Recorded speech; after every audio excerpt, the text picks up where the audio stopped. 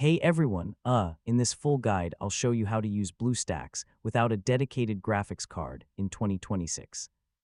So if you're using a low-end PC or laptop with only integrated graphics, yeah, you can still run BlueStacks by adjusting a few important settings. First, check your computer specifications to make sure your system meets the minimum requirements for BlueStacks. Even without a dedicated GPU, you'll still need enough RAM and a decent processor. Next, download the latest version of BlueStacks from the official website. Newer versions are usually better optimized for low-end systems and integrated graphics. After downloading, open the installer and complete the setup process normally. So just follow the on-screen instructions until BlueStacks finishes installing. On lower-end systems, try using lightweight apps or games with low graphics settings.